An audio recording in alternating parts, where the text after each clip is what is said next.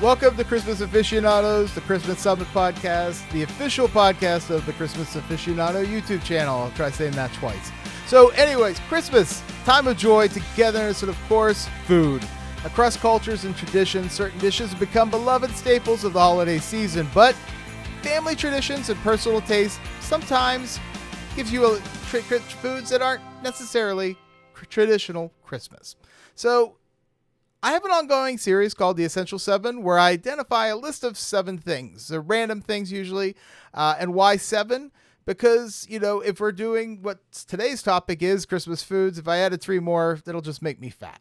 So anyways, joining me is Kristin from Holidays After Dark, the podcast that takes you on a journey to the lesser known sides of the holidays, explores the origin stories, histories might try to forget, and introduce you to celebrations you may not be familiar with. And there we are. Hi, Kristin. How are you? Hey, good. How are you? Good. Well, welcome to the channel. I asked you to provide me a list of essential 7 Christmas foods.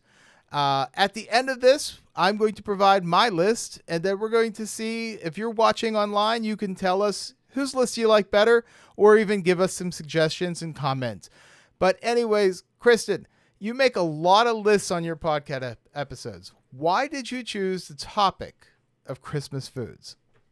So, I'm a huge foodie in general, and the holidays, of course, are like the perfect time to use that excuse to eat as many different foods as possible, like stay with your tried and true ones that you love, but also discover a lot of really cool new ones that maybe other people introduce you to or you discover as you go through life.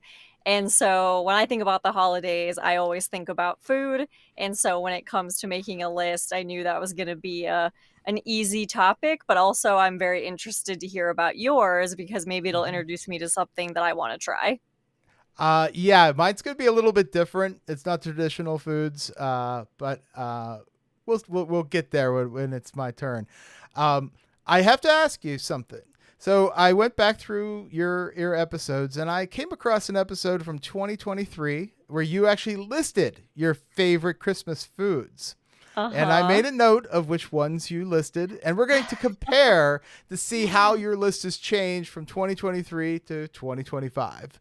I don't Okay. know if you remember what you Mhm. picked, but I have a general idea, and when I okay. was making the list for you, I considered going back and, like, actually reading through that or listening to it, but then I was like, "No, I wanna do it from a neutral place of how I'm feeling right now." So I too am interested to see how it compares. Well, that's fair because my list of something could change every day, and I think that's for the same for a lot of people.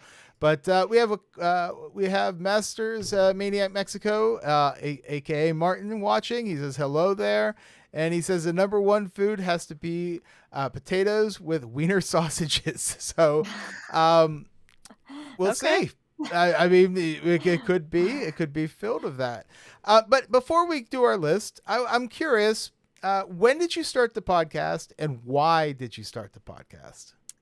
So I started the podcast back in early 2022. I started with Valentine's Day, to be exact. And why I started it was kind of a combination of things. So I was a huge podcast listener since like 2018, I think, is when I really started getting into them. That's when I had my first, like, quote unquote, real job. And I quickly learned that at a job, where you have a lot of time at your desk, you need entertainment. And so I discovered the world of podcasting. And then a few years later, I'd moved on to a different job. But I guess some of my coworkers found my like lunchtime stories and just the way I would talk about things entertaining or whatever. And so one of my coworkers actually said to me, "Hey, I think you'd be great at hosting a podcast." And so I'd never really considered doing it myself, but then that made me think. And so, kind of over that Christmas season, I came up with the idea, I came up with the name, started brainstorming ideas and writing scripts, and then I officially launched it in February. and I kind of wanted like a fun mental health, like positive hobby to focus on, and I felt that the podcast would be a good kind of escape from daily life and the stressors that can come with that and work and whatever. And it's also brought me a great community of Christmas friends and other holiday friends with all my fellow podcasters such as yourself. So that's been a huge perk of doing it too. Awesome. So yeah, so she doesn't just cover Christmas. It's holidays throughout the year. Hmm. Although you have a lot of Christmas episodes, which is how I found you. Um, Yeah. what if I had to ask you, what's the one holiday you don't like? Hmm. That's a good question. It's funny because I often ask people that when I interview them, and they always like have a hard time with it. So now the tables have turned. I know how it feels now. I mean, to be honest, like something like Easter doesn't really do much for me. Hmm. I'm not a religious person, and yeah, I think when you're a kid, like, and you do the Easter bunny stuff and whatever, like, yeah, that was fun. But now as an adult, I mean, besides putting up like a few decorations, like it's just kind of a non-event. Plus, you don't even get a day off work for it. Like, it's always on Sunday. They should Hmm. give us the next Monday off or something just to recognize it. So if I had to narrow one down, probably Easter out of the Okay. major holidays. Cool. So we have some people talking about it. The list, they're already arguing with each other. Mark says he's not sure about that one. Martin, who recommended sausages and wiener and potatoes, and then that's there we go. It's what Germans eat. It's always potato salad with sausages on the 24th. You're Mm. right. I'm German. We never really did that for Christmas. I don't think my mom would have put up with that because it's on my dad's side. But yeah, that is something. And then here, Christmas every day, lasagna is a Christmas Eve staple at our Oh, house. So yeah. I think that's what we're going to find now as we look at this list.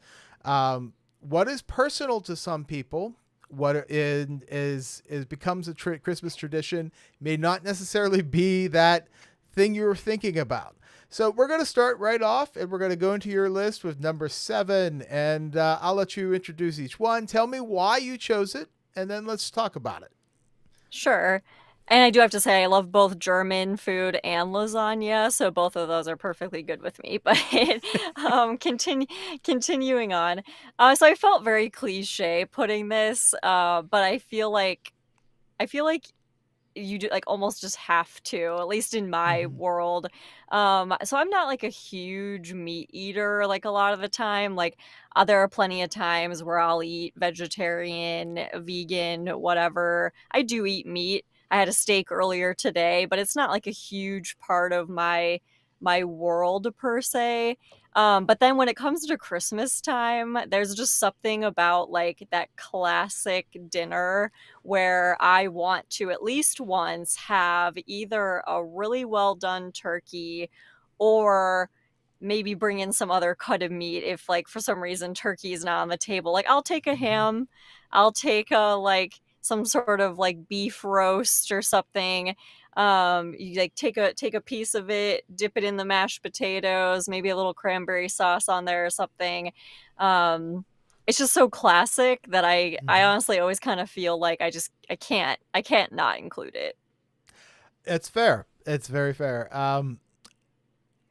I'm so tired of turkey and ham for Christmas. I'll be honest with you. I mean, I love it Sure. for Thanksgiving. Having it for Thanksgiving is so special. But then you have to go. I have to go to my parents' house, my wife's parents' house. We're traveling all over. Everybody wants to feed you, and everybody wants to have a big turkey dinner. And then Yeah. they give you all sorts of like, appetizer type stuff to eat while the turkey or the ham is cooking. I don't want to eat that stuff anymore. I just want to eat the appetizers. Make me a bunch of Yeah. variety of things. But this is fair. This is probably the most traditional thing you have on your list. It is Mhm. what people have is turkey or ham. Um, I would prefer ham. at Christmas, I think, because turkey Sure. we've already have it at Thanksgiving. So, Yep. let's switch it up a little bit. So, but we have some comments coming in. We do the 12 fishes of Christmas Eve. Do Christmas cookies count? Of course, Christmas cookies count. You can eat it or drink it. And you can keep it down. I can say that's Christmas food. That's the key. You have to keep it down. Really? My ancestors left Germany 5 generations ago, so my family lost that tradition. So that's Mark talking about Martin's tradition. But Martin says he loves turkey. But then again, remember, Germans are weird. We do goose instead of turkey. But since I live here, I do the turkey on the 25th. And then Christmas Eve pizza here. We do ham for Mm. Christmas. And after Thanksgiving, I'm sick of turkey. So, yeah. Oh, yes, we do like 25 pounds of turkey at Thanksgiving. So we're tired of Wow. it. Yeah. I now I love to smoke turkey on my smoker. Like I love doing that during the summer. I actually have a turkey in the freezer waiting to use at some point. I've tried to Nice. convince my mom to let me bring a smoked turkey instead of, you know, uh, just doing the basic oven thing, but she said no. So, I can't, I have to let, my mom continues to make the rules on what we have for dinner, I guess. And so we'll just have to let it go at that. So Smoked turkey is delicious. it is delicious. It is something different and unique. I've never had fried turkey though. Have you? No, I have not, but smoking them around here is really popular. Yeah. So I've always wanted to try the fried turkey where you dip it. I'm not going Mhm. to do it because I know my house would burn down so when I do it. But I've always wanted to try it. So, but let's move on to your next list. Number 7 was turkey. Number 6, desserts. And I have to clarify that this one does not include Christmas cookies because, that may or may not, spoiler alert, be coming later. But specifically non-cookie desserts at Christmas. I mean, it kind of goes back to what I said before we dove into the list of that like I use the holidays much like everyone else as an excuse to pretty much just eat like whatever I want and not worry about it as much as I do the rest of the year. And so it's just such a decadent time of year that like normally I'm not someone that like during the week or whatever is gonna like sit down with like a piece of cake or like that's not really my norm. But during like the month of December, like I'm constantly on the hunt. If someone brings something into work, I'm definitely gonna eat it. I'm keeping an eye out at the grocery store to see what they have. Like I'm pretty big into baking myself, and so I that's the one time of year that I feel super inspired to bake. So desserts is kind of generic. I don't really have like one specifically that I like really, really look forward to. It's mostly just about like if I go somewhere and there's pie, I'm gonna eat it. And so it's something that is very important to me that time of year. And maybe it's beneficial that I don't have one specifically that I'm like latching on to because then I'm just kind of happy eating whatever whenever. Yeah. Okay. So you have a picture of a Yule log cake here. Have you made Hmm. a Yule log cake before? I've never made one, but I've watched them make it like on Food Network and stuff so much like during holiday baking championship and whatever. And even some of them like have a really hard time like rolling it.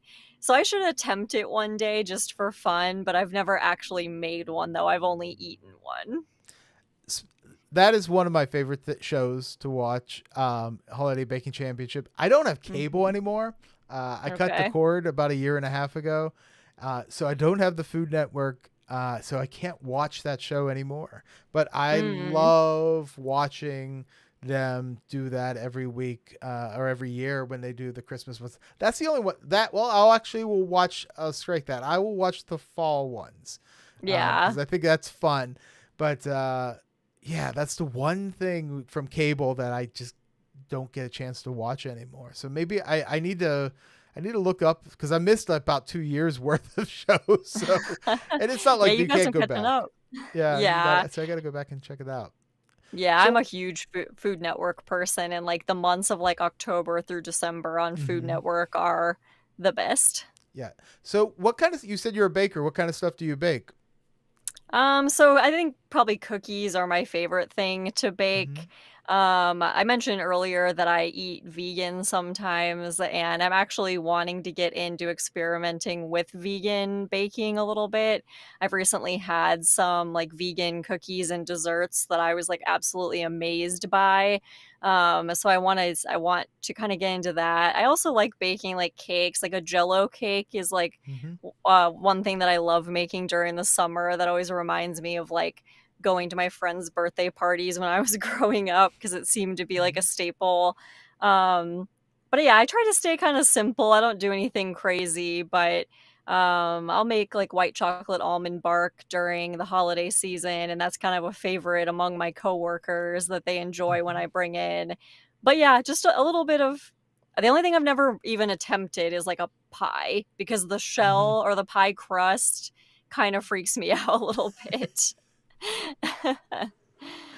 Cool. Well, Martin says, well, I only came to Mexico 17 years ago and I start to lose traditions. You're not to blame. So they're all talking to each other. But on top of German Christmas food, traditions are very strict and put you in a corset for what can be not can be done. So basically, yeah, if you eat German food's really fatty, and I love it. I mean, I think that's why we all love it. And then Mark says my favorite thing's an icebox cake. So, Oh. what is an icebox cake? Is it like a freeze? Is it frozen cake? Is it free like ice cream cake? Is that kind of what that is? Yeah, I've heard of it, but I'm honestly not entirely sure. Mark, I would put in assume yeah, that maybe. put in the chat what that is, and we'll address it whenever you do. So, but let's move on to number 5, and number 5 is pasta. Oh yeah. So our friend in the chat that mentioned lasagna can maybe relate a little bit, but so I live in the St. Louis, Missouri area, and we have a section of St. Louis that's called the Hill, which is the Italian section, and it's very historic. It was that area was kind of settled by Italian immigrants like long ago, and they still have a ton of like authentic Italian restaurants. And it's often a tradition of mine to eat somewhere on the hill that time of year. And so I just kind of started associating like pasta and Italian food Mhm. with Christmas time. And like they have all these like really cute old like brick houses in that area that are decorated like really nicely with the lights. It all feels very classic and kind of like you're going back in time a little Mhm. bit. So I don't necessarily make a lot of pasta like at home that time of year, but I mean I love pasta in general. Mhm. So but yeah, using that time of year as like an excuse to go down to the hill, eat some pasta, look at the lights. That's definitely a big tradition for me. So do you? So you don't necessarily eat the pasta on Christmas Eve or Christmas Day? Nope. Okay. Okay. And that's the thing Cool. for me, Christmas in general is just such like a season that Hmm. like I often forget that it's just like one day. And like if anything on Christmas Day, I'm usually just like so sad that it's ending that it doesn't even like that's not what I look forward to. Like I Hmm. look forward to like Thanksgiving until like the 24th. And Yeah. then that's just like one big celebration for me. So no, I don't typically eat it on the day, but just in the season. Okay. Cool. So Mark gave us its layers of crust, whipped cream, fruits, and chocolate pudding. So Okay. interesting. I want that. Why not? Yeah. It Yeah, I sounds would eat good. that. Yeah, and so Martin also says the same thing. Icebox cake is kind of a frozen mousse preparation, usually made of red fruits and garnished with strawberries or raspberries. That sounds amazing. I want an icebox cake now. So I Yeah. guess I'm gonna have to go try that out because truthfully, with this list, I was like, well, God, everybody's got their foods that they want to try. And then when someone tells me what they eat, I'm like, yeah, I'm going to try that. Why not? Because I'm not beholden to everything. I can switch it up. But let's go Sure. to number 4. And number 4 is cranberry sauce. Oh yeah. So I know people like tend to either really go one way or another with this, it seems. I am a cranberry sauce purist, I guess, meaning like my cranberry sauce, it's literally just cranberries, water, and sugar. Like, I don't want any orange zest. I don't want any, like, extra additions, like, no, no offense to anyone that, like, puts all sorts of stuff in it. Whenever I've had it with orange zest, particularly, I feel like that's all you can taste. Hmm. And so I'm like, I don't want, orange sauce. I want cranberry sauce. I also am a huge lover of, like, all things tart, and so the Hmm. tartness of cranberries. And so I just think it's the perfect side dish because you can mix it with your mashed potatoes and it tastes good. You can dip your turkey or other meat in it and it tastes good. I'll also just stand there with the bowl straight out of the fridge and eat it Hmm. completely by itself, like as a snack. Um, I just, yeah, I just a complete staple for me. The only time of year that I make it is the holiday season, and my Christmas plate would not be complete without it. It's a few things. One, on the podcast that I listened to, you went into this whole thing about lemons and oranges, and I think you spent Uh, about 2 minutes about how that's not the way to do it. So I was can you tell expecting I'm the. passionate? You're very passionate about your cranberry sauce. I Yes. mean, I assume you make it from scratch from real cranberries and break it Yes. down. I started doing Yeah. that a few years ago. It's the only way to eat it anymore. I can't eat it Yeah. jellied and stuff. It's just, Mm. but unfortunately, a lot of times you can't get real cranberries throughout the year, and Yeah. then sometimes you can't even get the canned stuff. So I have to stock up on some of the cans. So if I want to have it throughout the year, um, I'm not against throwing some orange in there a little bit. I think it needs it sometimes, when you make Sure. it. Um, but I love cranberry sauce. What? So there's a podcast that I'm on quite often called the Christmas Cousins podcast. I'm not sure if you heard of it or not, Mhm. but we did and for some reason we did a mayo taste testing because one of the guys hates mayonnaise that's on there. That this is Okay. just try to get into a story here where I introduced a recipe that my mother-in-law makes for, and my wife, when we first got married, she goes, "Oh, we have to have this thing called cranberry crimson mold. Have you ever heard of this before?" No. Okay. In the recipe, it's cranberry sauce, red jello, like strawberry jello, raspberry jello. If you can find Okay. cranberry jello, great. It has applesauce, and you put mayonnaise in it. Oh boy. So I told them this recipe. It's actually very good. I mean, Okay. truthfully, but they were completely disgusted by it, because of just the idea that you would put mayonnaise in like some kind of Yeah. like sweet thing. It's. I mean, I think we have to keep in mind that it's just egg and oil essentially is what Right. mayonnaise is. But I thought, you should check that out. There's actually, it's like one of those old 50s recipes, Okay. where it's just like, really? That's what they did in the 50s? Who Yeah. came up with that? But that is actually like a traditional. Now, that's not on my list because, like, I think it's fine, but I could live without it if I've never made it again. But my Okay. wife loves it, and I introduced it to my parents, and they seem to like it too. So, um, Nice. yeah, I mean, so I would it became a thing. yeah, I would totally try it. Like, I grew up eating mayonnaise cake, which Hmm. people always thought was weird because I think people literally pictured, like, a chocolate cake with mayonnaise as the icing, Yeah. but a mayonnaise cake, like you said, it's just eggs and oil, so in the cake batter, instead of using eggs and oil, you use mayonnaise, and then Hmm. it makes the cake super moist and whatever, so even though, like, I'm not a big mayonnaise fan, like, you obviously can't taste it in the cake, and, like, I would Hmm. totally try your dish because I've clearly learned that just because mayonnaise is in something does not mean that it's, like, Yeah. the predominant flavor. Yeah, you can't taste it. Like it does Right. not taste like mayonnaise when you eat it. It Right. tastes like cranberry jello. Like I that's mean, exactly what fine it is. that's Yeah. great with me. Yeah. So Mark says yum. I'm assuming he's talking about cranberry sauce, although Mark, I know, listens to the Christmas Cousins podcast, and he may want, I think he was a mayonnaise supporter. He makes his own cranberry sauce a few years ago and can't go back to store Oh, bought. You're right. yeah. It's awful. So, and then Yep. wild hog meat with cranberry sauce and peppermint leaves. Now you make me want to go home, guys. That's interesting. Wow. I put a bit of orange juice in, but I don't put the zest. Okay. And mayo and cakes is great. So Mark is Mhm. obviously a supporter. And my mother-in-law is Mexican, which makes her a reincarnation of the feathered snake, which turns me into one during the cooking every year just because I'm scared to death she'll spit fire. So, wow. Okay.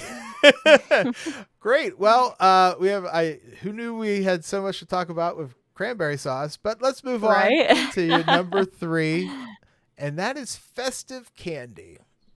Yeah, so this is also kind of broad, but I'm a candy lover in general. Like, I always have some in my cabinet at home, particularly anything gummy, and particularly anything that's sour and gummy is Mhm. definitely like my favorite. So like with Sour Patch Kids, for instance, which are some of my favorite, I love how during the holiday season they sell them in the Christmas packs of just red and green, Mhm. which are the superior colors in my opinion. Mhm. And so I stock up on those. I'm also old school and I'll get like a candy cane and eat them. Like I hand them on or I hang them on my tree as well. But I will definitely indulge in one or two of them during the season. But pretty much anything that kind of like even the little Hershey's Kisses that come in Mhm. like the Christmassy wrappers, or even like little Reese's peanut butter cups will come in festive little wrappers. So I tend to put out dishes of them like around my apartment and then just kind of like munch on them from time to time. But yeah, Mhm. big candy fan. So I'm gonna break everybody uh spirits. I'm not a candy person. I mean I like chocolate. Like I like Uh-huh. that kind of stuff. I'm fine with chocolate and stuff. Like the sugar type candy, like of gummy stuff and lollipops Mhm. and I've even as a kid I wasn't into it that much. Oh, okay. Yeah, I don't know. I was a weird kid maybe. But I have to say, I did discover a candy that I really, really liked. And it's not a Christmas candy, but it is the gummy nerds. It's like a gummy with Okay. nerds on it. Yeah. Oh my God. Those things were so addicting. I ate like this Yeah. bag of them, and I won't go buy any more because one, they're expensive as hell, and two, it's just it's just all sugar, so I can't Yeah. have it. But I get it. I mean, people love candy. I'll have a candy cane, candy Mhm. cane and hot chocolate, something like that. But I would Mhm. prefer having like a chocolate covered pretzel or something like that. Oh. Like those are the when I think of candy, that I guess that's more what I'm thinking about. But you think more of the sugar.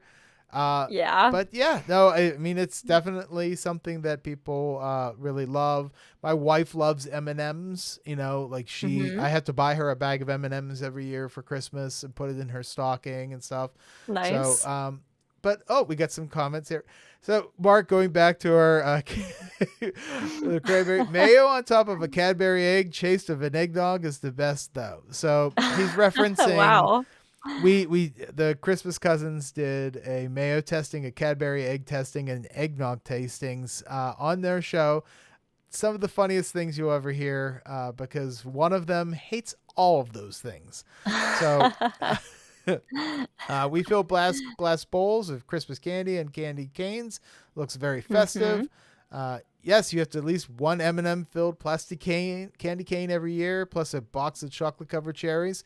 Yeah, you know what's better though than M&Ms? Reese's Pieces. That's what I would say. Like I do get a candy cane filled with the Reese's Pieces every year. No Nice. Christmas without candy canes, and all candy tastes better if it's in Santa shape. True, that is true. I Mhm. would prefer it to be shaped like Santa. Oh yeah. Christmas is a hard time to be a diabetic, I would imagine. So, yes. uh, we fill glass bowls of Christmas candy canes. Oh, I read that one already. German Christmas chocolate. Try it. I will definitely try it. Oh Christmas yeah. tree Lint is cakes. good. Christmas tree cakes surely qualify as desserts. So they all do. Um, cool. All right. Well, festive candy. What is there a specific one that you like the best? I don't know if you mentioned Um, it or not. I mean, if I had to pick, I would probably say the Sour Patch Kids, just because Okay. that's like my year-round favorite Hmm. candy. But it gets extra good around Christmas with just the red and green. Nice. Cool. All right. So number two, and this is one I was expecting to be on your list after listening to your podcast because you do talk about Yeah. mashed potatoes a lot. So, Which I'm glad you noticed. Yes, I think pretty much anyone who knows me in real life knows that I am like a mashed potato enthusiast. I grew up eating them, I mean, all year round, but of course, like you have to have them at any holiday, really. Like if I showed up to a Thanksgiving or Christmas table and there was no mashed potatoes, like someone's going down. um, but so I don't know why. I think I was just fortunate enough to grow up like eating a bunch of really good mashed mhm. potatoes, and I've only ever really had like one or two bad experiences that come to mind, and so it's just carried into adulthood. And like it's funny because I'll be at like I go to Vegas like every year, and I'll be like at a Las Vegas buffet, and I'll literally be getting like mashed potatoes, and people that I'm with will be like, why are you wasting like stomach space on like filler mashed potatoes? And I'm like, I'm an enthusiast. Like I have to have any mashed potato that I see. Kind of like with cranberry sauce, I'm also a purist. Like I want it to be like butter, potatoes, milk, and that's literally it. I don't want like some people will put like ranch packets or Oh, like no. other seasonings or like chives or like I don't want any of that. And Mhm. if it's done right, I just want it to be simple, fluffy, delicious. Although it's funny because I've never actually made mashed potatoes a day in my life. I've Really? only ever yes, I just eat them at other occasions and gatherings. So I feel kind of hypocritical. Um, but like I've literally never actually taken the time to like, okay, let's make these. I just eat them at other people's houses or at restaurants or whatever. That's okay. That is wild because I assumed listening to I've heard you say this, and it wasn't just the time when I just listening back, but listening to your podcast over the few years, I've heard you talk about mashed potatoes a lot. I assumed you just make them every day, but I mean, you would think. I mean, now that I'm really thinking about it, there may have been one time like mhm. when I was living out in California, so I was like away from most of my family gatherings that I would have gone to, and I want to say that I made them then. But of course, it wasn't like quite as good. But if then, the memory is a little foggy, but that's pretty much it. No, but yeah, I'm passionate, but I need to get into it. I need to like buckle down and like Yeah. perfect my own. I just have never I've just like been too afraid to like screw it up. I make them all. I mean, I'm the cook in my family, so I make mashed potatoes. I know my wife and my kid love it. I actually put a little bit of garlic in it. I think Okay. it helps. I think that makes it Mhm. better. And then, some salt and pepper, but I think I'm right with you. I'm a Mhm. purist. So we have a comment here. He says, as a physician, I will say mashed potatoes and brown gravy should always be preferred. Do you put gravy on your mashed potatoes?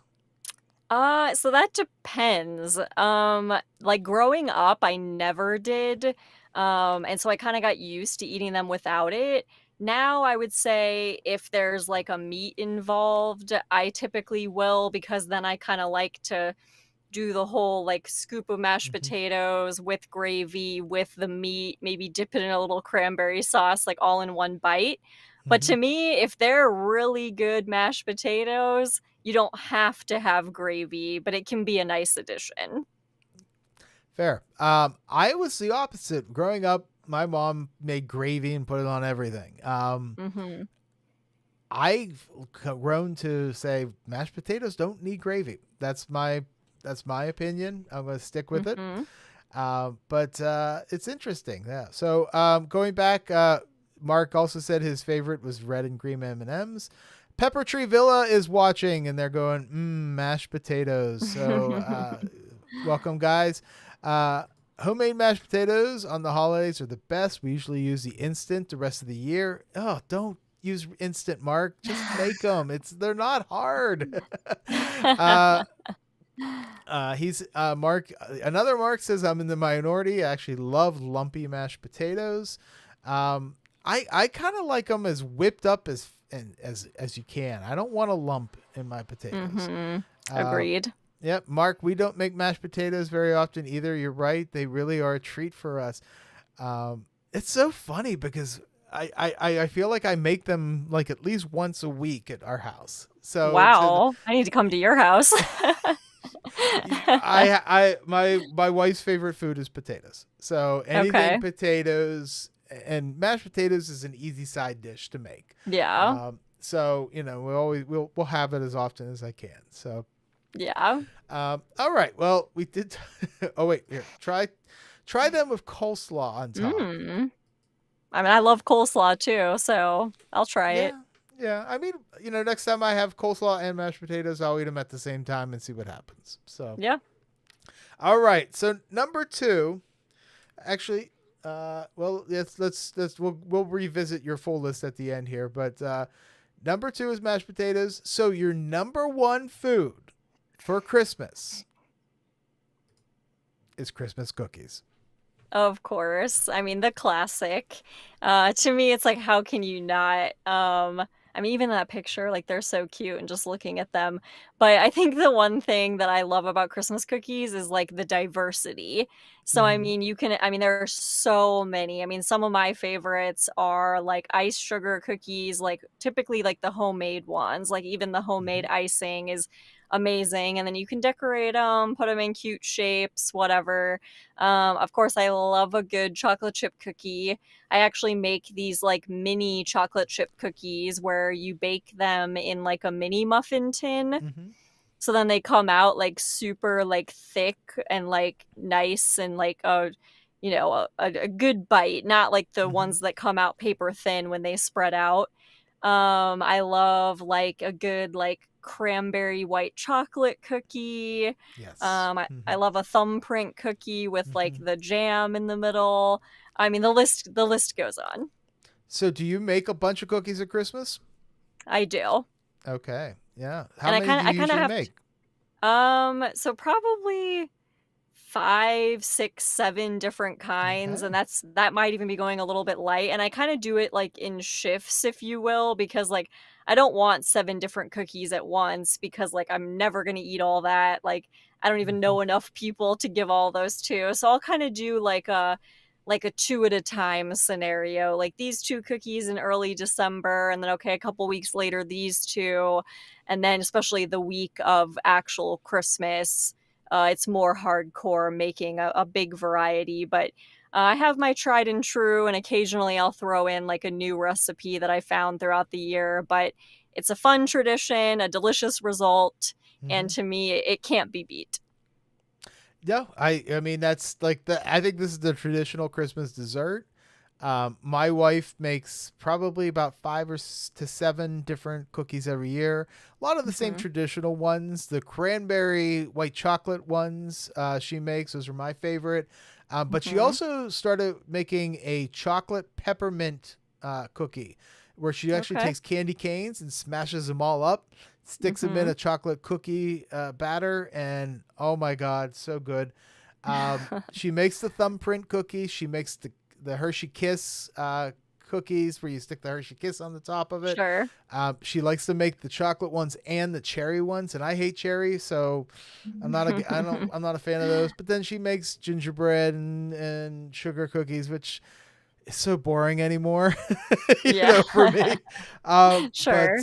but then, the one thing I wish I need to do is we need to find people in our area where you could have a Christmas cookie exchange where you Mhm. bring a dozen cookies and you put them all out and everybody grabs a bunch, because I'll be honest, I love my wife's cookies. First 3 or 4 days, I'm good. After a week, I don't want to eat any of those kind anymore because we always Yeah. have so many. But Mhm. yeah, no, I mean, Christmas cookies are great. I'm glad you make Christmas cookies, but don't make mashed potatoes. Right. Yeah. I mean, up until, like, the last few years, I had definitely done a lot more baking than, like, Hmm. genuine, like, extensive cooking, and now I feel like it's kinda equaled out a little bit more, which is why I need to dive into some of the things I haven't explored, but yes, plenty if anything, if you show up with, like, store-bought Christmas cookies, I'm like, "No." Like, No, I need I need the homemade. yeah, except for sugar cookies. I will give bakeries, and all those things, their sugar cookies are far better than my wife's cookies. Not to put her down, but Sure. they put, like, they make a special icing and stuff. It just tastes a Yeah. lot better. So, Sure. but her other cookies are phenomenal. So, Nice. Christmas cookies, so many kinds. It's something that we make every year. We have specific types that we must make every year. I don't know if you're familiar with Pepper Tree Villa. They have like 100 trees in their house. I assume they're making 100 Oh, some types of cookies as well. So, that's oh wait, here, amazing. our best baking season was we made 17 different types for gifts. Come Cool. on, guys, 17. That's it. Come on, come Yeah, on. slackers. 2 weekends before Christmas, we get together as a family, make about 300 dozen for everyone to give out. That's awesome. I agree with Mark Q. Well, you're agreeing with something. I'm not sure. Let's see. Varies year to year, but we do about 10 varieties. That's awesome. Uh, I usually start baking on the weekend before the 1st of December, and then I do 2 layers of Sundays and one on Wednesdays till the season is over. Uh, the more I tell you, I realize that my wife probably holds me here as a kind of cooking slave. So, and I agree with Mark W. The best part is giving them out as gifts. So that's interesting. I've never given cookies as gifts, but that sounds like an easy gift, an easy Oh, thing to yeah. do. So, Yeah. oh, Joe, challenge accepted. All right, I want how many? How many? How many? I think you need 25. 25 different cookie types, because one for every day of the counting down to Oh, Christmas. So that's what I'm challenging you guys to, and I'm holding you to it. So, all right. like All a right. Christmas So, advent. yes. So, your list, and we'll go through all the lists here at the end. But you're essentially your list, and I'm trying to. I don't want to click on it because it's going to go right to my first one. But number 7 was turkey, the traditional turkey. Number Mhm. 6 was, help me out here, desserts. Number Yes. 5 was pasta. Number Mhm. 4, Oh, boy. cranberry sauce. Was that Yes, cranberry? Yeah. cranberry sauce. Number 3, yeah, mashed potatoes, Yeah. and then Christmas cookies. Christmas I'm cookies. missing one in there, but we'll Yeah. revisit all of them. Uh, 25 times. Okay. Uh, My head is spinning with Christmas foods right now. I'll do a 25 cookie countdown. All right, so that's Kristen's list of 7 foods. Now I'm going to present my list of 7 foods. You can feel free to ask me questions, tell me why I'm choosing this, or say I agree with you or you don't agree with you if you're watching online. At the end of this, we're going to go through all the lists, and then everyone watching online can vote for whose list is better. Or, maybe there's a mixture of the two. So, number 7 for me, cheese and crackers. Not a Okay. now, like, I love a charcuterie board. That's fine. But truthfully, cheese and crackers is a essential thing on Christmas Eve that we have as a snack. We go to Aldi, we buy all the different cheeses that they have. We buy a variety of crackers. Mhm. Just crackers and cheese is just awesome. And that is what we eat before we go to bed. Nothing like big cheese and crackers sitting in your stomach as you lay down. But every year, this is what we eat. We also eat it for New Year's Eve. So we go because you always have cheese and crackers left over. Right. So a week later, you have it again. But yes, so cheese So and crackers. what's your favorite type of cracker? You know what? I like those pretzel crackers, where like Oh, it's the yes. cracker on one side, the pretzel on the other. Yes. Um, Amazing. I also like, and I think it's Toasted's, is the brand, and Mhm. they have like a variety of ones, but the best one is the onion cracker. Okay. The onion cracker is very good. I like an aged cheddar. Okay. I enjoy. Uh, I'll enjoy a Swiss, but truthfully, it's whatever cheese we see at Aldi, we'll just buy. The only Sure. thing I have to stay away from is any kind of pepper jack. So, Okay. because I Okay. can't eat that. So I agree with half the sentiment. So I actually do not like cheese. However, the Christmas winter themed Ritz crackers have always been like a staple for me.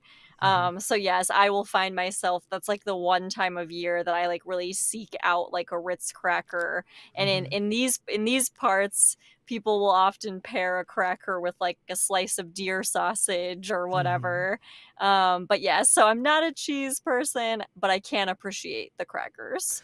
So Pepper Tree Villa says make that cheese a Hickory Farms cheese ball. Cheese balls are awesome, except I don't like nuts on the cheese ball, and I hate it because Mhm. you have to dig into the cheese ball to get the cheese without the nuts. So I have found ones that don't have nuts on them. Those are awesome, but that's the only problem with a cheese ball because I don't want crunchy nuts and cheese. That's gross. But is there a reason why you don't like cheese, or is just something you've never liked, or? It's been a lifelong thing for me, and I have no idea why. Something I don't know. Like, I mean, of course, like I eat pizza, like I like it Hmm. on pizza, like even like very lightly, like on top of a salad or something. Hmm. But like, I don't want cheese on my burger. I certainly don't just want to eat Wow. a piece of cheese. It's just flavor, texture just does not work for me. Okay. I've tried, Okay. but yeah, I just can't do it. Oh, it's that's if I couldn't if I didn't like cheese, I don't know, it would be so hard. Oh boy, this reminds me of a Swiss colony as a kid. Yeah, I mean cheese. What is it? Um, Hickory Farms, the summer sausages, like all those sets. Like I used to like if someone gave me one of those sets for Christmas, I'm like, great, I love it. I want to eat all of that stuff. So uh, that's daily food here. It's called Dorlicos. That's a big no, unacceptable, sir. uh, Christmas challenge for you: 25 different types of crackers and cheese this year.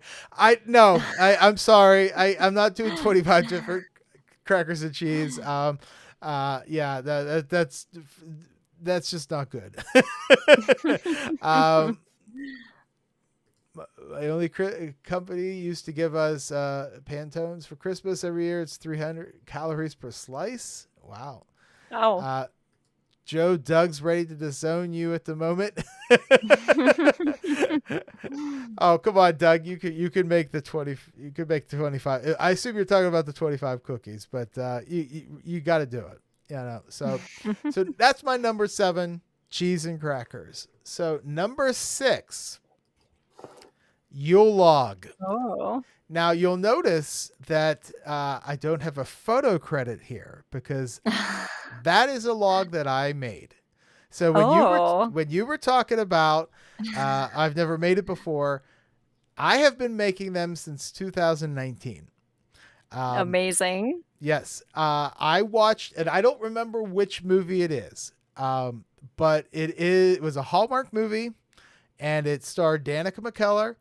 And Okay. in the movie, they were like, "Oh, we have to make the Yule logs," and they spent like a minute of baking montage and showed them making it, and I'm like, "Yeah, I'm going to make a Yule log." So that year, I made it. And now I didn't make one this past year. They take a lot of work. It's not something you could just Mhm. make. Um, this is one I made with dark chocolate. I put peppermint on top to kind of show some snow. I even made meringue mushrooms, and that's what those things are right next to it. Amazing, Yes. amazing. It And looks then so realistic. yeah, and then you put some cocoa powder down to be dirt, I guess, you know. Um, but I've made one. I've made probably about 6 to 8 of them over the past few years. They're awesome. But also we have we. I always end up having to throw part of it away because everybody has cookies and everything else. So Mhm. I didn't make one for the past year or maybe even past 2 years because it's just too much stuff. Sure. So it was fun when I did make it. But I challenge you to make one this year. You'll find that it's fairly easy. It's just a lot. It Okay. just takes a lot. It's a long process. The biggest part will be in rolling it. It's actually not that hard because once you have the paper, you just put it on there and you roll it, and then you let it sit there to cool for a few hours, and then you'll find that when you unroll it, it rolls right back up with no Okay. problems. So Okay. Good to yeah. know. Yeah, I might have to add it to the list, and I would definitely hit you up for all of your tips and tricks before I did it. But that one, that looks like a real piece of wood. Very, very impressive. I'll see you on the next season of Holiday Baking Yes, Championship. yes. Well, you and I will compete. Yeah. We make Ulogs every year. We usually post the pictures on Instagram. I really enjoy making and eating the bouche de Dumel. Yes, that's what they were calling it in the Hallmark movie. But I just call it a Ulog because it's easier to say. Um, I used to put Nutella on my panettones, so wow, that's that would make it a lot of extra calories. But my Yule log is there's a lot of different recipes, and I'll email you the recipe that I Okay. used. I found online because I Thanks. found it to be it's a really good one. So I'm all excited. right, Looking forward to it. all right. Number 6 is the Yule log. Number 5 is sushi.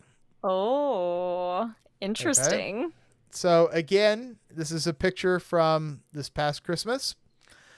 We about 4 or 5 years ago, I got inspired. I was like, I'm going to make the 7 fishes for Christmas for like a big meal. And my Mhm. wife's like, yeah, let's try that. And so I was going to do it for Christmas Eve because you don't want to do that on Christmas Day. You'll be cooking all day. So I cooked and made 7 different fish recipes of we had like I think it was shrimp alfredo, and I made crab legs and just a variety of different stuff. Nice. I spent all day cooking. We ate a little bit of each because 7 dishes is a lot of food. Yeah. And then you had tons of leftovers that you have to eat quickly because seafood doesn't last more than 3 days. So Right. um and plus it's around Christmas. So after that first year, I said, that's it. I said, that was fun. I'm never doing it again. But Sure. then I came up with the idea that if you order 7 different fish types of sushi, you get the same thing. Yeah, true. So, starting at 2021, my family and we just order a huge variety of sushi from Nice. because of course they're open on Christmas Eve. I Mhm. go and pick it up. I bring it back, and we have a big, huge sushi dinner on Christmas Eve, and that has been our tradition for the past 4 years. I don't think it's going anywhere because my kid loves it. My kid loves Nice. sushi. She will eat sushi every day if I gave it to her. Um, Nice. so yeah, so this has been my new tradition: sushi. Easy way to do the 7 fishes. My Italian grandmother's probably rolling in her grave when she sees us doing this, uh, but it's very good. Sure. So sushi's kind of like a new thing in my life. Like really just like actually like tried it with someone who kind of knew what they were talking about like within the past couple months, believe it or Hmm. not. I think I was like the only person that like lived in Los Angeles who was not like a big sushi person, because sushi Hmm. is very popular out there. And it's not that I didn't like it, it's just that I had never really like been properly introduced to it. And so I just like anytime I even looked at a menu of it, I just like was so lost and had Hmm. no idea what I was even looking at. So it's very new in my life, but I think that's an awesome kind of unique way to enjoy Christmas Eve and or Christmas Day. And yeah, I would be totally down to try that. Yeah, no, it's a great Christmas Eve tradition. I don't have to cook anymore on Christmas Eve and make some kind of dinner. You know, you in my house we eat at 4 o'clock for dinner because you have to have your cheese and crackers at night.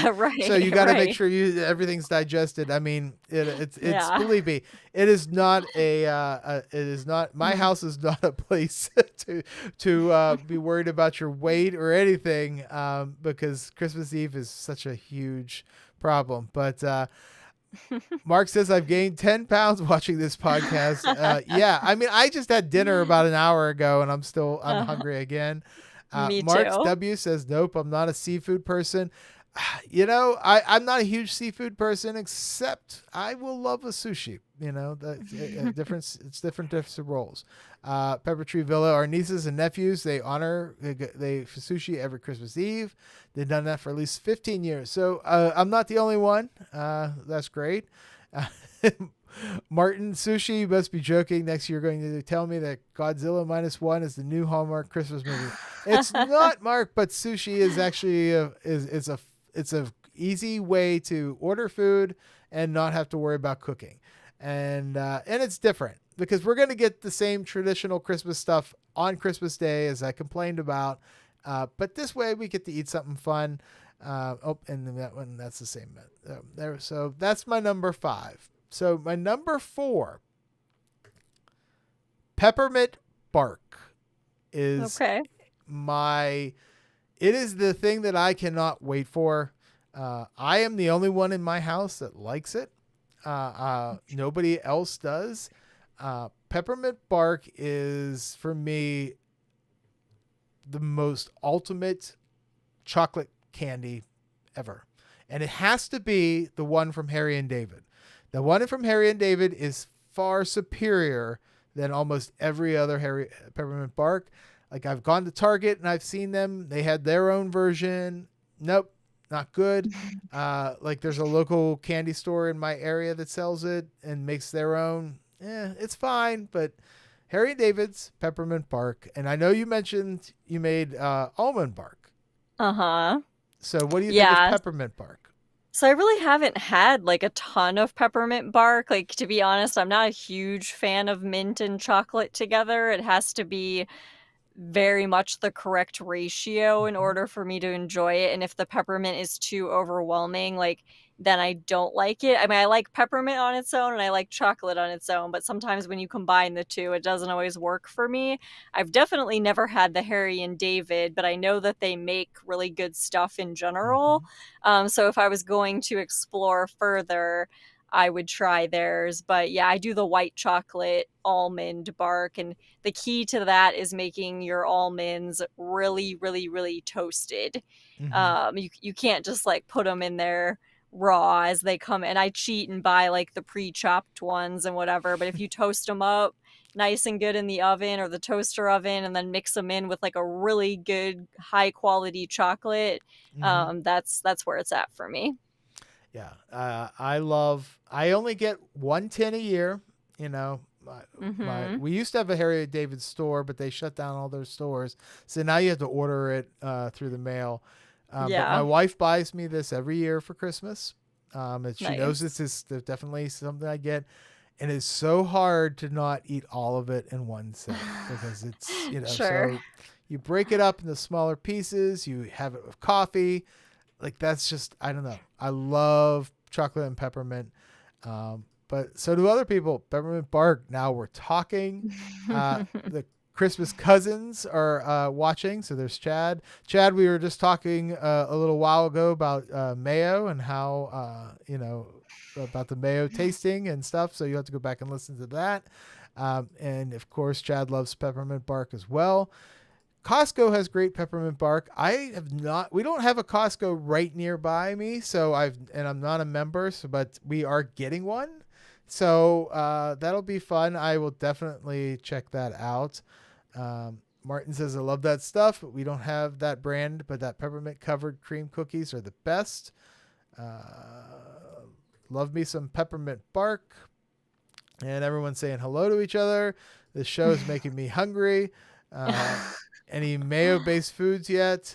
We did talk about the cranberry crimson mold that I talked about on yours. So that's my number 4, peppermint bark. Okay. Number 3, Christmas beer. Nice. Okay. So I have a soft spot for fall beers and Christmas beers. I do not like spring beers. I do not like summer beers. I like the pumpkin beers. But I also love at Christmas they have festive beers. And this was a beer that I just discovered this past year. We did a beer tasting test tasting on the Christmas Cousin podcast, where I found Shiner's Holiday Cheer. It's brewed with peaches and pecans. It is the best Christmas beer I've ever had. I actually have a case of it still sitting in my refrigerator, my beer fridge in the basement. But I love Christmas beers. There's a variety of different kinds. But that's the one thing I love looking forward to. What do you think? Okay. So I don't like beer, but I can appreciate a good like holiday themed cocktail. So that would probably be the equivalent for me is going out to a bar. They have those Christmas like pop-up themed bars that come up that time of year. I remember this past year I had one that like literally tasted like a slice of like apple pie Mm-hmm. in a cup. And so I can kind of relate, but I have not found a beer that I can get on board with. That's fair. I mean, you have to be a beer lover to really Hmm. appreciate and taste test every single thing you can any kind of beers that you can find. Sure. This is actually a really good one though. You may like it. If there's has there ever been a beer that you liked? Nope. Okay, well then you're gonna hate it. I then. mean, I've like maybe had a sip or two of like a cider, like a hard Mm-hmm. cider, like is about as close as I Mm-hmm. could get where like I thought to myself, like, okay, if this was the only alcoholic beverage left on the planet, like, would I drink it? Like, probably. But there's just something about that similar taste that pretty much all beers have, like that underlying flavor that no matter how much like fruit or whatever you pack on top of it, I just can't get over it. Yeah. So Pepper Tree Villa, pumpkin beer. I love pumpkin beer. That's again, that's probably my favorite. But Christmas beers are fun. Christmas Cousin Chad, woohoo! That was a fun taste testing. It was. Check it out on their YouTube channel. Peppermint flavored liquor is what caused me to wake up in that cornfield. Yeah, the peppermint liquor I'm not a big fan of. I get an IV drip of it in December through New Year's. Mark, you got to be careful with that schnapps. So For sure. the box alone is worth buying. And fun fact, nearly every night that starts with schnapps ends in a cornfield. And you're probably right about that. And then let's see, there's a few more. Oh, and Chad, sorry I missed that, Joe. Let's do a fit check. Is that a Christmas aficionado shirt you're wearing? Always so dapper. It is a Christmas aficionado shirt that I am wearing. Nice. I forget where my store is. I forgot. if you go to one of my videos, the link's always in the is in the description. No one buys shirts from me, so that's probably why I don't remember. But you can order them online. I'll put the link in the description here below. But I can't remember which store I used to buy them because I haven't sold any in a while. So, anyways, that I should have been more prepared for that that comment. Anyways, all right. Well, let's go to number 2. This is one of my favorites. It is from Starbucks. Mm-hmm. It is the cranberry crimson mold. But I added it as cookies or dessert bars because there's a variety of ones that I like. But when I go to Starbucks, and I don't really go to Starbucks until it's the winter because I don't really like any of the spring and summer stuff. But when they bring out the cranberry bliss bar, and I can get a peppermint mocha, you can't beat that. Yeah, no, I've definitely had the Cranberry Bliss bar. There's a Starbucks like right across the street from my work, so it's there tempting me every day. I limit myself to once a week, year round, but during the holidays, it's definitely more tempting. But they used to have a toasted white chocolate mocha that I was like Mhm. obsessed with. Not as much, I'm not as big of a fan of the peppermint mocha necessarily, but the cranberry bliss bar, a little bit of it goes a long way for me, but it's delicious. And so I'll get like a little one, maybe once or twice per year, but I agree, very solid choice. Yes. And I actually found a recipe online. It was a copycat recipe. And because it's like $5 for this tiny little triangle of a Yeah, cranberry bliss bar.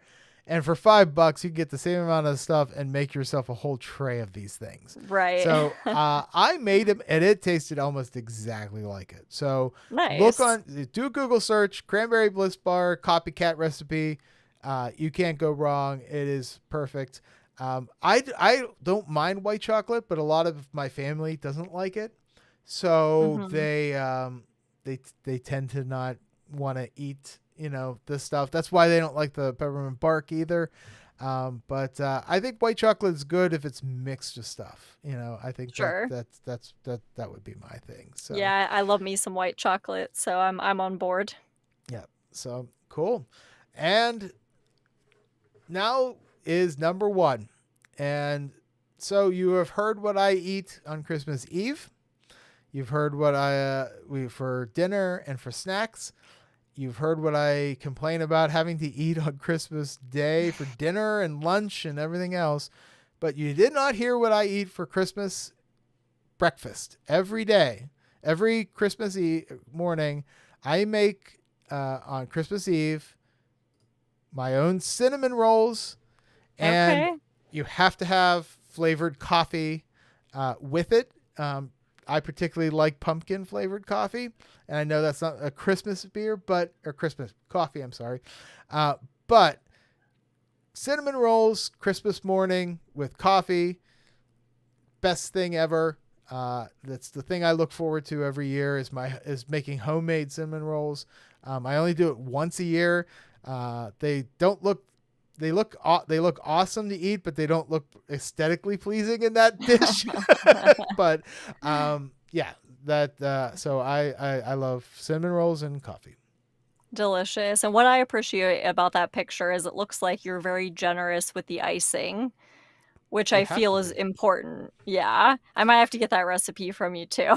Yeah, well, and actually, it's have you ever seen Binging with Babish, I the don't think YouTube so. channel? Okay, so Mm-mm. this is a guy that makes a bunch of different things. He was not a trained cook, but he taught himself how to do stuff, and I used his recipe. And it's Okay. really really good. And the thing with the icing is it makes a ton of icing, like the recipe. Okay. And it's like, what are you gonna do with that icing? You Yeah. just pour it all on, and More then if you there. don't want to have that much on it, just scrape some of it off. But Yeah. yeah, but that is that. I love making cinnamon rolls. I used to do it from the can, but they're not nearly as good as the homemade. Sure.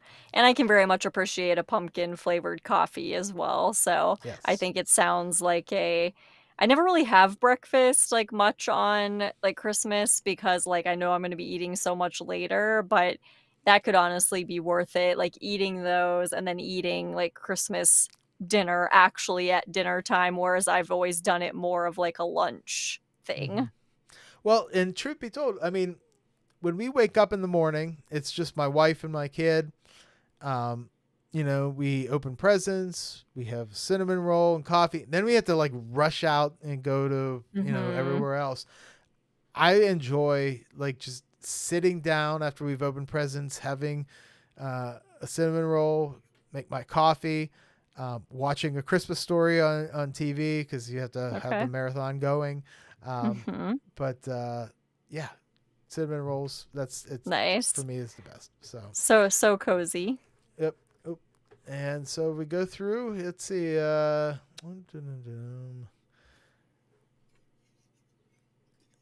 All right. Yes, I do homemade cinnamon rolls too. I'm the Mountain Dew guy instead of coffee. The Mountain Dew for breakfast. Start out strong. We need a Pepper Tree Villa cookbook this holiday season. Cocktails and recipes. Uh, I was going to say that too, Kristen. So I'm not quite. I guess about the icing. Mountain Mhm. Dew for breakfast. That'll end you up in a cornfield too. Nothing wrong with goops of icing. Uh, nah, it'll just give you diabetes. The more icing, the better. And Chad Show challenged us to do 25 different cookies this year. So I'll be dropping Christmas cookie recipes as an advent this year. Maybe I could do the same with cocktails. But yeah, cookbook. Yeah, we challenge you, Pepper Tree Villa, to do a cookbook of all your different recipes. There you go. I know Love one of it. you, Doug, I think you're the graphic designer. Let's design it up. Come on. He's probably like, oh gosh, now Joe's making me do this too. Yeah. Nothing like the post Christmas breakfast nap, listening to Christmas music. So yeah, so these are our lists.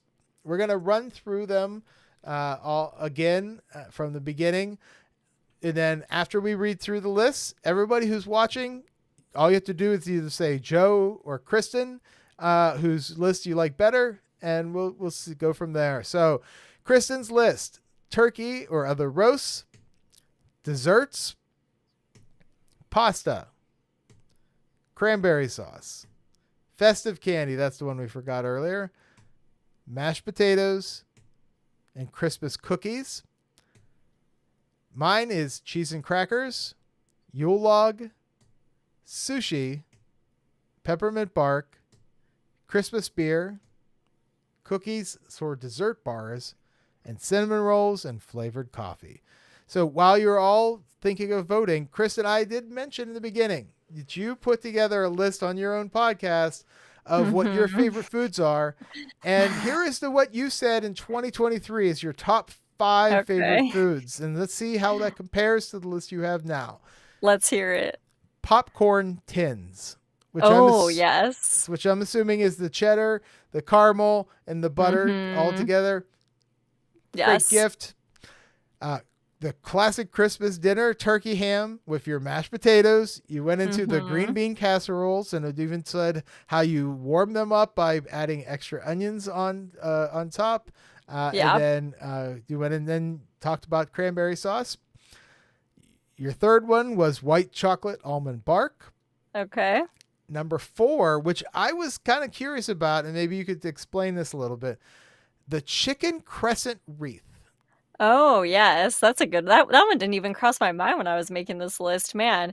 So basically you can Google it, there are lots of different iterations, but basically you take a can of the Pillsbury crescent rolls and you kind of form them into an open like circle, so wreath shape. Mm-hmm. And then essentially you make a mixture of like chicken, cream of chicken soup, peppers, onions, broccoli, cheese, and you kind of stir that all up into one bowl and then you put it in the so that you can like fill the wreath essentially, and then you fold the points of the crescent rolls inward Mm-hmm. and then you bake the whole thing and it comes out in a perfect circle, and it's absolutely delicious. You can also do like a pizza version and different iterations, but that's been a long staple of Christmas Eve for me.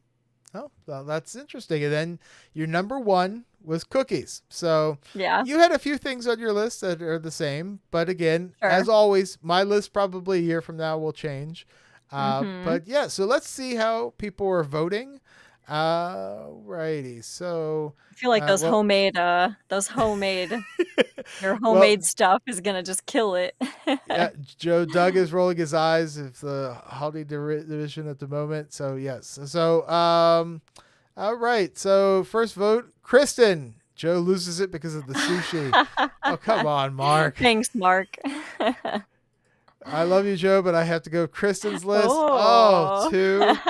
Um, Man, all the marks. both great lists. Joe wins. Great show tonight. I have to Okay. jump off, but yep. So what? 2-1. All right.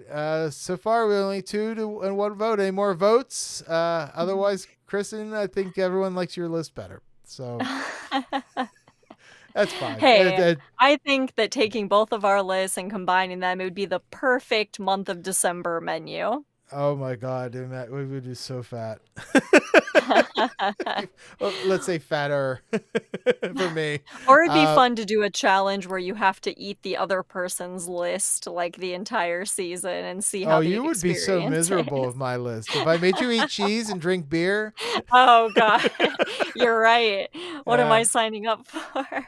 So, Kristen, you got another vote from Martin. We're split here, so one in each.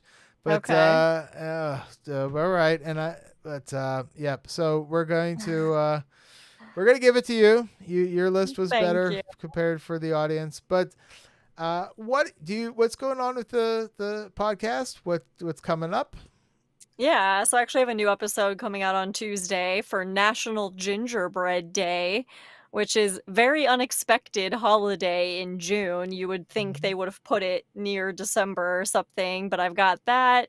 I do also have a merch store. I have one on Etsy, and then I also have it on Fourth Wall. So if you check out the Holidays After Dark social media pages, I'm on Twitter, Blue Sky, Instagram, Facebook. I typically have the links to the merch store in the bio on there. I also have the links in my episode descriptions on Spotify and all the other major platforms. But yeah, kind of starting to brainstorm some Christmas in July ideas and trudging on until it gets to the true holiday season from October through December, which is my favorite, of course.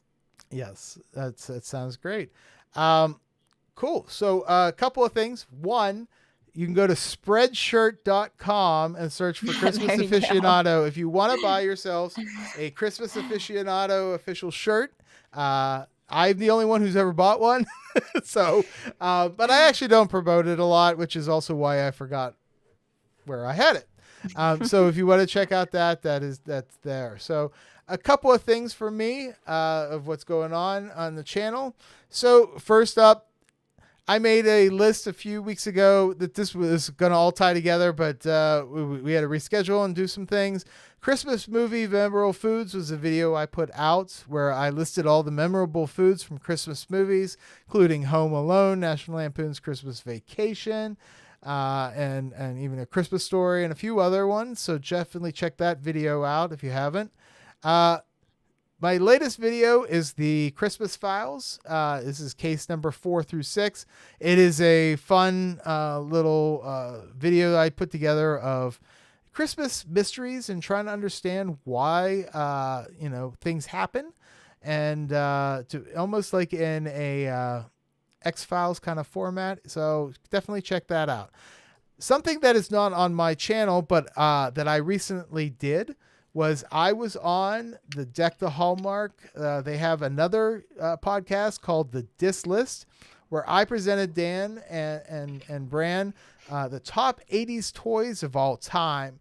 Go check that out. You could search the Dis List on YouTube and you'll find it. Also check out they have a separate podcast line, so it is not the same as Deck the Hallmark, but definitely check out the Diss List. It's a fun show. There's been a few different episodes, and I was actually honored that they came on and let me do this. And the episode that I'm working on next for the next video, I have a new series that I'm going to also start. I'm always starting new series, and it gives me a variety of different ideas to come up with. But my next series is called the Christmas Adjacent Project. I'm working on the video now. It's probably going to be another week or two before it comes out. But we're going to start to explore movies that are considered Christmas adjacent. And I'm going to tell you whether or not I think maybe it should be considered a Christmas movie. Kind of like the Die Hard debate, but we're not talking about Die Hard because Die Hard's a Christmas movie. Or, if you don't think so, that's fine too. But I thought it might be fun to start looking at some other movies that are not necessarily what you would consider Christmas, kind of like my list of sushi and everything else for Christmas foods. So that's kind of what's going on my channel. Kristin, thank you for joining me. This was a lot of fun.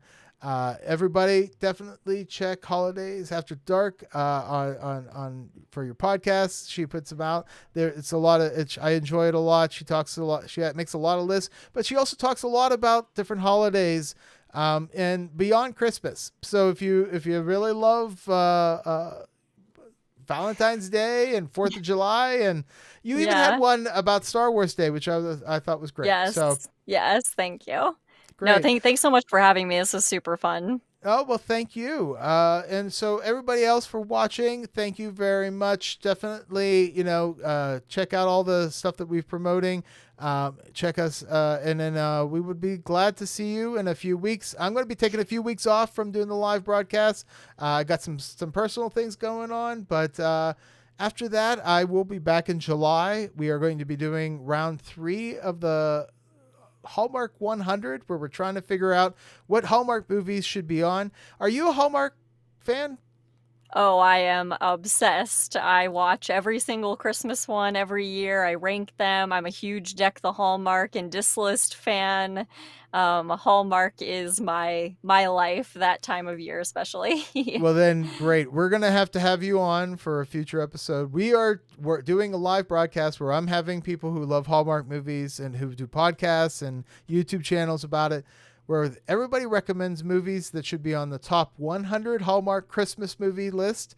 And from all those options, I'm going to make a series of videos counting down what are the essential top 100 Hallmark Christmas movies of all time. So start thinking about what you would suggest. We'll reach out to you. We'll definitely have you on a future episode. And awesome. that'll be a lot of fun. So thank you everybody for watching. Thanks for all the great comments and the great discussions. I'm always happy and excited when people come and watch this stuff. We'll see you in a few weeks. And remember, I'm the Christmas aficionado, and stay off the naughty list.